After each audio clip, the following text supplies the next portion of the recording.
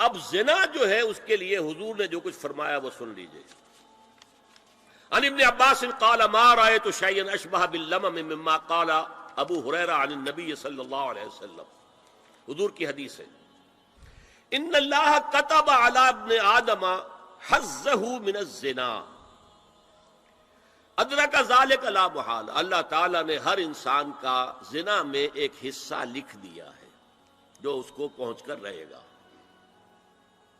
فزنا العین النظر، آنکھوں کا زنا ہے نامحرم عورت کو دیکھنا، یہ بھی زنا ہے. اگر زنا کو روکنا ہے تو یہاں پر بھی قدغن لگے گی.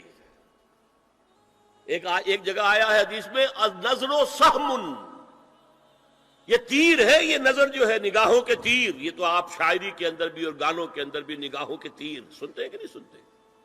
النظر سہم، یہ تیر ہے.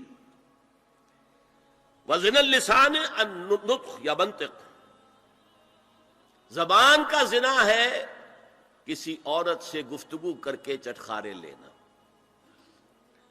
عورت کی آواز میں بھی ایک لوچ ہے، حسن ہے. اللہ تعالیٰ نے اسے سراپا ایسا بنایا ہے کہ مرد کے لیے اس کی ہر شے کے اندر اٹریکشن ہے، اس کی آواز میں اٹریکشن ہے.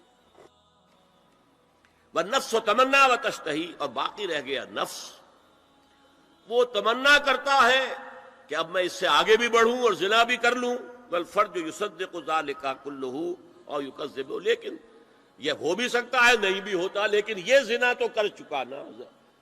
کان کا زنا اس نے کر لیا، آنکھ کا زنا اس نے کر لیا، زبان کا زنا اس نے کر لیا. اس کو زنا کی تعریف میں لائے. ایک اور روایت ہے جو مسلم میں ہے، عن ابی ہریرہ کتب علی ابن آدم نصیبہ من الزنا مدرک ذلک لا محالہ فالعینان زناہما النظر والاذنان زناہما الاستماع واللسان زناہما الکلام والید زناہا البطش والرجز زناہا الخطأ والقلب یہوی وتمنا. یہ زبان کا بھی زنا ہو رہا ہے، کان کا بھی زنا ہو رہا ہے، ہاتھ کا بھی ہو رہا ہے، کہیں لمس کیا ہے عورت کے جسم کو، ہاتھ ملایا ہے اس سے، اور چل کر کہیں جا رہا ہے دیکھنے کے لیے، یہ پاؤں کا زنا ہو رہا ہے. یہ ہے زنا کی شکلیں جو محمد الرسول اللہ صلی اللہ علیہ وسلم نے بیان کی. تو زنا کا روک تھام، زنا کی جو ہمارے معاشرتی اہداف کے اندر بہت اہم ہے، بہت اہم ہے، بہت اہم، ورنہ معاشرہ ٹوٹ پھوٹ کا شکار ہو جائے گا. میاں بیوی میں اعتماد نہیں ہے، بے اعتمادی کی فضا میں اولاد جو پلے گی اس کی منفی نفسیات ہوں گی، کبھی مثبت نفسیات نہیں ہو سکتی. والدین میں محبت ہے، آپس میں اعتماد ہے، تو ایک دوسرے پر اعتماد ہے، ایک دوسرے کا لحاظ ہے، ایک دوسرے کی دلجوئی ہے، ایک دوسرے کی مدد ہے. یہ ساری چیزیں جو ہے وہ ایک فضا پیدا کرتی ہے گھر کے اندر. وہ ایک نارمل، ایک صحت مند فضا جس میں کہ نئی نسل پروان چڑھے گی تو وہ ایک پازیٹیو اور مثبت نفسیات لے کر پیدا ہوگی. اچھا، اور دیکھیے اس میں کیا کیا کچھ حضور کی طرف سے آئے ہیں.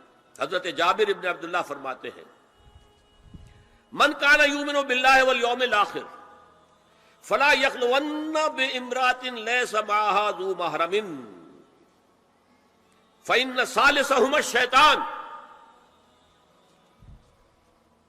رواہ احمد.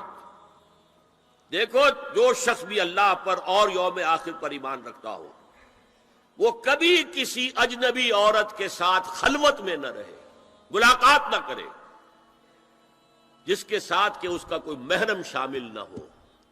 کوئی عورت آئی ہے آپ سے مسئلہ پوچھنے کے لیے، اس کا باپ، اس کا بیٹا، اس کا بھائی، اس کا شوہر ساتھ ہونا چاہیے، اکیلے نہیں. اس لیے کہ ثالثہما الشیطان. جہاں یہ ایک مرد اور ایک عورت جو ایک دوسرے کے لیے نامحرم ہے، جب ملیں گے تیسرا وہاں شیطان موجود ہوگا. اسی طرح حضرت ابن عباس کی روایت ہے لا یخلون رجل بامرأۃ الا ومعها ذو محرم ولا تسافر المرأة الا مع ذی محرم. کوئی مرد کسی عورت کے ساتھ خلوت میں نہ ہو، اکیلے نہ ہو، مگر یہ کہ اس عورت کے ساتھ اس کا محرم موجود ہو. اور کوئی عورت سفر نہ کرے جب تک کہ اس کے ساتھ محرم موجود ہو.